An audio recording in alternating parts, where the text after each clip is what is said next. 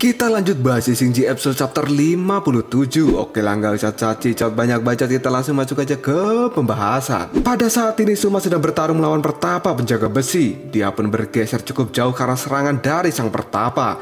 Suma kemudian berkata di dalam hatinya, jika kekuatan Pertapa penjaga besi itu sangat besar dan dia hampir mirip dengan pejuang Ashura. Suma pun menjadi bersemangat untuk bertarung dan dia tidak tahu siapa yang akan menang dalam pertarungan ini. Pertapa penjaga besi pun meluncur ke arah Suma sambil mengatakan, Dewa perang Ashura dikenal di seluruh dunia karena suka berperang. Di antara kalian ada pejuang kuat yang akan menyebabkan hambatan bagi misi menebar kepercayaan dari era kebangkitan. Namun Raja Agung telah mengirimku ke tempat ini hanya untuk berburu dan melenyapkan orang-orang seperti itu. Sambil mengeluarkan tinju tangan besi hitamnya, kali ini Pertapa penjaga besi akan menyelesaikan misi yang telah diberikan oleh Raja Agung ini dengan sempurna. Suma yang saat ini berada di bawah Pertapa penjaga besi tidak berniat untuk menghindar. Malahan dia akan melakukan head to head karena Suma ingin mengukur seberapa besar kekuatan yang dimiliki oleh Pertapa besi. Suma pun mulai memasang kuda-kudanya dan setelah itu dia mengaktifkan jiwa tempur Ashura. Seketika api pun berkobar di tubuh Suma dan kekuatannya naik dengan pesat. Dan akhirnya tinju tangan besi hitam kini mulai beradu dengan tangan Suma. Ledakan cahaya terang pun terjadi di tempat itu. Pertapa penjaga besi pun kagum karena sifat agresif klan Ashura itu sangat besar. Mereka tidak takut akan kekuatan musuh, malahan mereka memilih untuk head to head. Namun Pertapa penjaga besi merasa bahwa pilihan Suma ini adalah sebuah kesalahan. Suma pun kini masih menahan serangan tinju tangan besi hitam sekuat yang dia mampu. Pertempuran Ashura dengan era kebangkitan benar-benar membuat kota besar Ashura kacau balau. Dan kini terlihatlah sebuah pedang dari klan Ashura mulai diayunkan. Ternyata pedang itu adalah pedang milik Ratu Huji yang sedang melawan Nyonya tanpa wajah. Sang ratu kini berkata, pemimpin era kebangkitan, aku yang akan menjadi lawanmu. Dengan cepat Ratu Huji menebaskan pedang itu dan Nyonya tanpa wajah pun kali ini melongo karena sabetan pedang luar biasa dan membuat tempat itu seketika meledak dengan keras. Ratu Huji kemudian melirik ke arah lain karena ternyata sabetan pedangnya tidak mengenai Nyonya tanpa wajah. Karena sang Nyonya bisa menghindar dengan merubah tubuhnya menjadi kepulan asap. Dan pada saat ini Nyonya tanpa wajah berdiri di atas bangunan. Si Nyonya pun kemudian berkata, wanita yang cukup agresif, apakah kamu mencoba untuk menebasku sampai mati? Aku telah mendengar tentang rumor wanita Ashura. Mereka sangat kuat dan sama seperti seorang pria. Hei kakak, siapa namamu? Ratu Ashura kemudian menjawabnya, aku adalah Huji, sang Ratu Ashura yang juga seorang pejuang. Kita hanya menyelesaikan semua masalah dengan kekuatan, dan kamu akan segera mengetahuinya. Nyonya tanpa wajah pun kemudian dia berkata, ternyata rumor itu benar, kamu sangat cantik. Hal ini membuat Ratu Huji tidak tahu dari maksud perkataan Nyonya tanpa wajah. Dan si Nyonya pun berkata lagi bahwa wanita Ashura selain kuat, dia juga memiliki wajah yang cantik. Bahkan para dewa dan dewi pun akan terpesona dan iri dengan kecantikan wanita Ashura. Dan kini Nyonya tanpa wajah benar-benar tertarik dan menginginkan wajah dari Ratu Huji. Sang ratu pun bertanya, apa maksudmu? Si Nyonya tanpa wajah kemudian menjawab, kakak, aku akan segera mengupas wajah cantikmu itu. Aku sudah mahir dalam melakukan hal ini. Jadi kamu tidak perlu takut akan merasakan rasa sakit. Dengan cara ini, kamu akan hidup di dalam tubuhku selamanya. Setelah berkata seperti itu, kuku dari jari Nyonya tanpa wajah seketika menjadi panjang dan terlihat sangat tajam.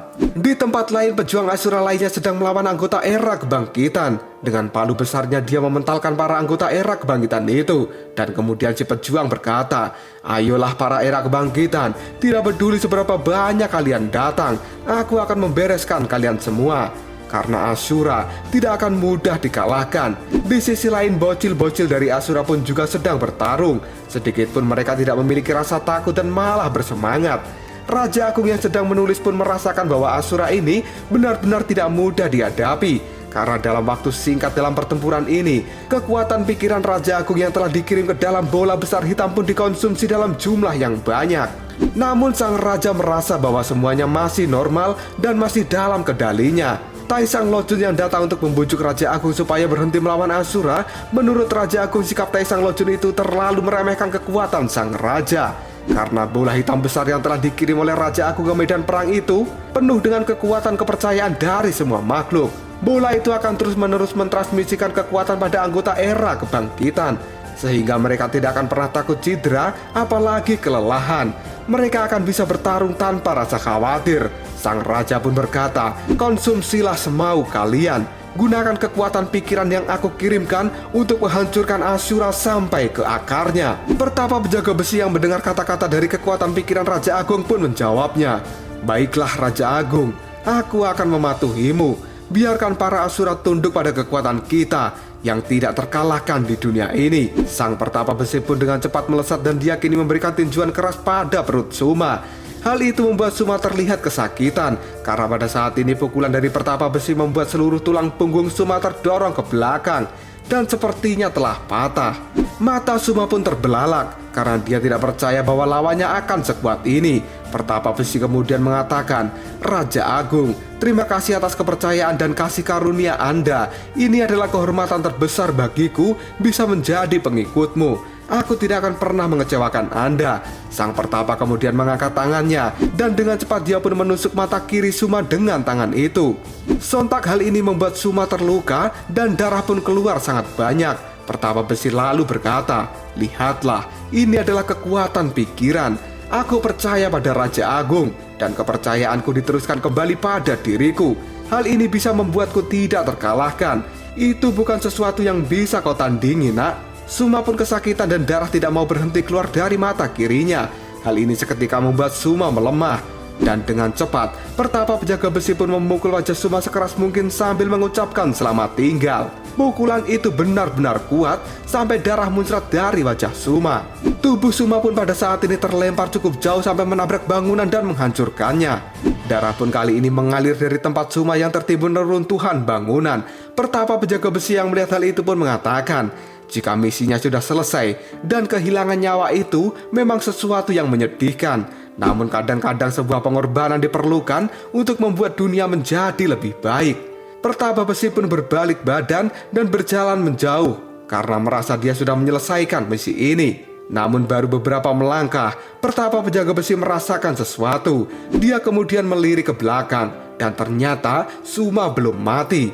Dia pun kembali berdiri. Pertapa penjaga besi langsung berkata, "Sesuai yang kuharapkan, bahwa kamu akan kembali berdiri lagi walaupun tulang belakangmu sudah patah dan kamu terluka parah." Suma yang pada saat ini keluar darah dari mulutnya pun menjawab, "Luka parah? Kami tidak pernah mengenal apa itu luka parah. Selama semangat juang Asura masih membara, maka kita para Asura akan berjuang sampai akhir. Cedera sebesar apapun, itu sudah biasa terjadi pada kami." Pertapa besi yang mendengar ucapan Suma sontak mengatakan, "Apakah begitu ya? Aku membencimu. Tampaknya kita perlu bekerja lebih keras dan melakukannya dengan teliti." Suma pun kali ini terdiam. Pikirannya pun dibawa masuk ke dalam alam bawah sadarnya.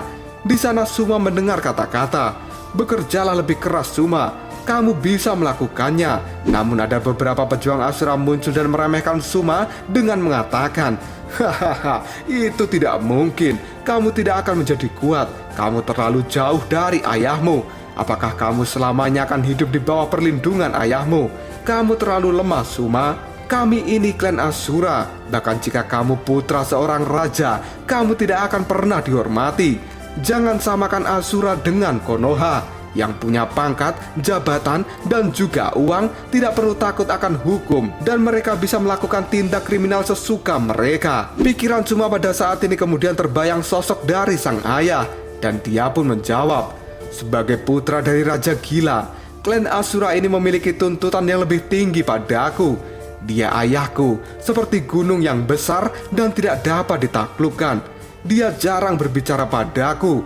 Dia juga jarang membimbingku, namun dia malah membimbing Asura yang lain. Aku merasa bahwa ayahku membenciku dan berpikir bahwa aku tidak memenuhi syarat untuknya. Hal ini membuatku berlatih lebih keras untuk bisa mengejar dirinya, dan aku berharap suatu hari nanti dia akan suka denganku kemudian memujiku. Meskipun aku tidak memiliki kualitas seperti ayahku, namun aku juga bisa menjadi seorang pejuang yang hidup sesuai dengan gelar Asura, yaitu Sang Dewa Perang." Sambil berjalan ke arah pertapa besi, Suma mengatakan, "Ayah, Lihatlah bagaimana putramu ini akan bertarung. Tidak lama setelah itu Suma kembali memasang kuda-kuda. Dia pun kembali mengaktifkan jiwa tempurnya. Semua tulang belakang yang patah pun kembali sembuh, seolah tidak terjadi apapun.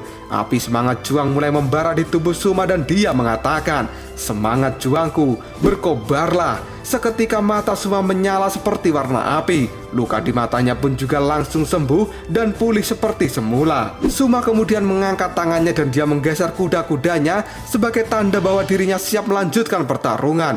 Gerakan tangan Suma pun menjadi sangat cepat. Ketika dia memutarkan tangannya, bayangan yang tercipta seolah-olah menggambarkan bahwa Suma memiliki 10 tangan. Dan jurus ini disebut dengan jurus tangan Dewa Perang Asura. Tidak lama setelah itu Pertapa Besi pun melompat ke arah Suma dan akan memberikan pukulan yang keras. Pertapa Besi pun mengatakan bahwa kekuatan Suma tidak ada bedanya dan dia akan segera tumbang oleh pukulan Pertapa Besi. Namun sebelum pukulan Pertapa Besi itu mengenai dirinya, Suma pun mengaktifkan mata Dewa Perang. Dan dia kali ini mampu membaca seluruh arah dari pergerakan Pertapa Besi. Jika kalian mengikuti cerita Naruto, mata Dewa Perang Asura ini sama dengan Sharingan milik Sasuke, mampu melihat seluruh arah pergerakan lawan sebelum dia meluncurkan serangan, sehingga penggunanya mampu menghindari serangan yang akan datang. Kali ini Pertapa Besi yakin jika pukulannya ini akan membuat Suma tidak mampu berdiri lagi. Namun ternyata Pertapa salah.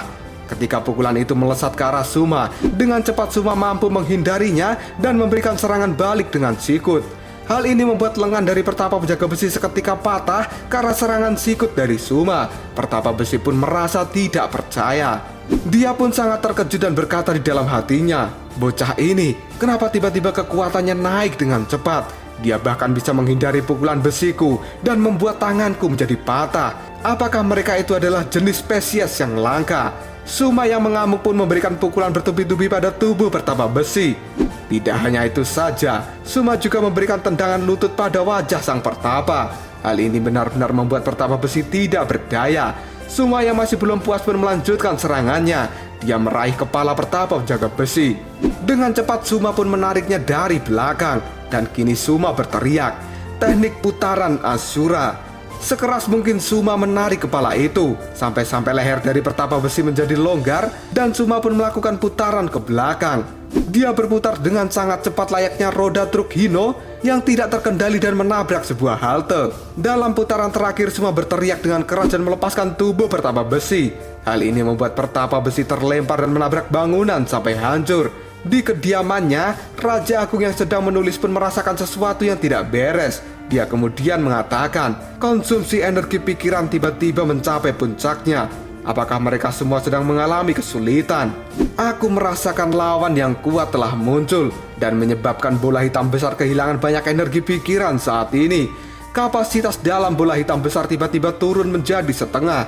Apakah itu Raja Gila Rahu? Mungkinkah dia akhirnya turun dalam pertempuran ini? Kehadirannya tentu diharapkan, namun dia tidak akan bisa mengalahkanku. Dan kini Raja Agung pun kembali mengisi energi di dalam bola hitam besar menggunakan pikirannya. Sang Raja pun mengatakan bahwa kekuatan pikirannya tidak akan pernah habis dan bola hitam besar itu akan selalu terisi oleh energi. Sang Raja Agung pun mengirimkan energi pikiran dalam jumlah yang sangat banyak. Bola hitam besar yang tadinya kehilangan setengah energi kini mulai terisi kembali dan menjadi penuh. Pertapa Penjaga Besi yang terlihat kewalahan menghadapi serangan terakhir Suma pun kali ini kembali bangkit. Kemudian dia mengatakan, "Putra Raja Gila, Suma, kamu memang luar biasa karena mampu mencapai level seperti ini.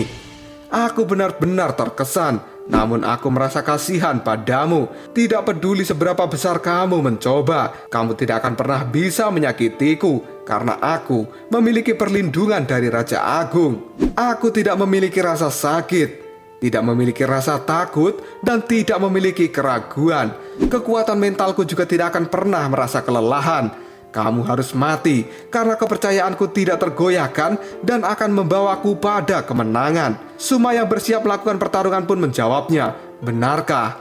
Kepercayaan yang tidak tergoyahkan, aku akan menghancurkannya." Suma pun berlari ke arah Pertapa Besi sambil berteriak, "Lihatlah keberanian Asura ini."